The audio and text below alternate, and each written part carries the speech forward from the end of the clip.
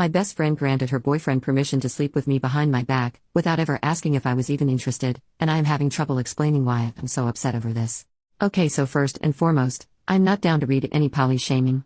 That's not the point of this post. Polyamory is a valid dating and relationship model when done ethically, and I am laying that down first and foremost.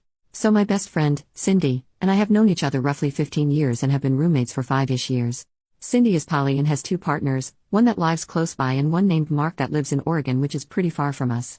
I knew Mark through mutual friends prior to him meeting Cindy, and we actually slept together a couple times back in like 2016.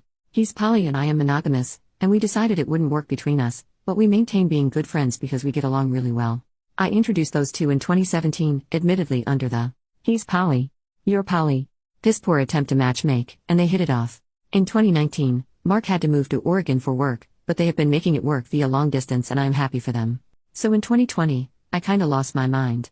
I had to break up with a boyfriend who was in love with someone else. I realized I hated my job. I turned 30 and felt deeply unhappy with where my life was headed. So I decided it was best for me to start living. I quit my job, found a new one that made me happy, and I started to do solo hiking adventures. I mentioned in a group chat that I always wanted to camp in Crater Lake National Park in Oregon, and Mark offered his place for me to stay at and offered to be my hiking buddy. He's into hiking as well. Cindy hates camping, hiking and nature, but was excited for us to have fun and even helped me plan the trip, until 2 weeks ago. Out of nowhere, Cindy was as cold as ice to me. We take turns cooking, and suddenly on her nights to cook she would only make one portion and leave me nothing. She was short in conversation, didn't want to hang out with me in shared areas at all, and just seemed like she was pissed. I asked her if something was wrong, and she straight up ignored me. I went to mutual friends, who said they had no clue that something was wrong.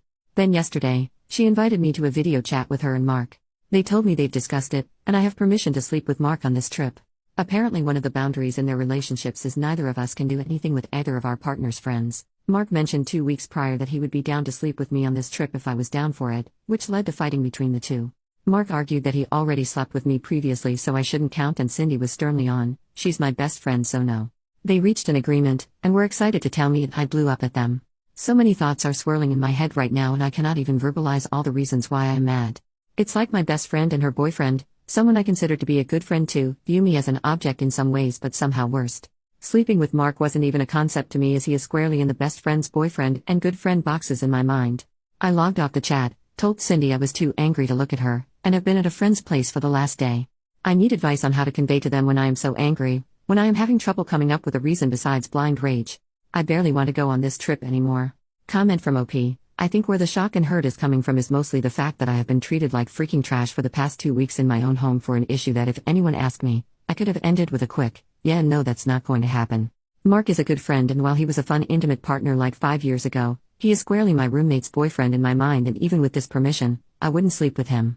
I am mad that Cindy treated me this way. I am frustrated at the apparent brainlessness on both their ends of not just talking to me. I'm annoyed that my intimate potential was discussed in depth by both of them.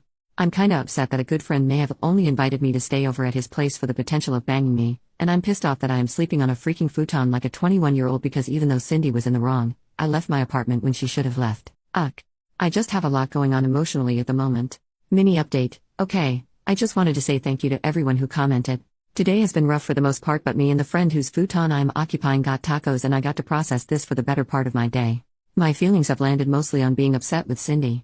No matter what drama was going on in their relationship, I was treated like a pariah in my own goddamn home, and that's unacceptable. The annoying part of this is now I am doubting whether or not I would have even considered sleeping with Mark if the situation came up organically. My friend who I am staying at, she's also poly. I am one of the few mono people in my immediate friend group, hence why I was really harsh in my post about not accepting poly hate because those are my people. My friend asked me how I would have preferred this situation playing out. My response was pretty much 1. Cindy not taking out whatever she was feeling on me while they were having their backroom discussion. 2. Being approached by one of them individually to see if I was interested in any of this and not in the weirdest freaking Discord call in the world. She was in the room right next to me, she could have just came in and talked to me solo. If Mark would have asked me, I probably would have run to Cindy being like, "Your boyfriend is hitting on me." I am unsure if that's even allowed. If Cindy would have, Christ on the freaking cross, I am unsure how that would have even gone. Who knows, maybe with permission, and wine, and the breathtaking views of that lake. Seriously, ignore me and Google Crater Lake National Park, it's gorgeous, something would have happened. Nothing sure as hell is going to happen now though. This is a long-winded post to say that I am planning to talk to each of them one-on-one because at the end of the day, I already dropped like $450 on round-trip tickets and I can't afford to stay anywhere else on short notice, I've looked into campsite lodge and nearby Airbnbs and hotels, and everything is too expensive for me, and my PTO is already approved in my workbooks. I am not going to be awkwarded out of my vacation that I have dreamed about. I'm going to talk to them both, and God help them if the first words out of their mouths isn't "I'm sorry." Final update. Hey, everyone. It's been just over 3 weeks since my last post, and I wanted to post an update. I went home after 2 or 3 days. I can't actually remember how long I was gone now, when Cindy sent me a message saying she wanted to apologize. Apparently Cindy reached out to the mutual friend I was staying with, and that friend went over every cruel thing Cindy did to me during her 2 weeks of shutting me out and told her to get herself together. We sat down and talked, and it was pretty illuminating what she had to say. Cindy and I have known each other for over 15 years now. For the majority of that time, I was the more introverted and shy type, while she was the "let's drink shots on the roof with this new friend I made 30 seconds ago" type. When the plague hit, we both had 2 very different responses. After realizing I was deeply unhappy with all parts of my life, I flipped everything on its head. I found a new job and made a bunch of work friends. I started doing solo adventures. I felt happier than I ever been, and it turns out, happy me is very bubbly and engaging. While I couldn't go out for obvious reasons, I started actually using Discord and engaging more with friends and going on virtual dates. Cindy did the opposite. Her job went work from home pretty early on, which cut her off from most of her work friends, and she lost an aunt she was close to due to the virus. Cindy works customer service at an online store, so after 8 hours on the phone in front of a computer, she doesn't want to Zoom or Discord or message anyone from the exhaustion of it all.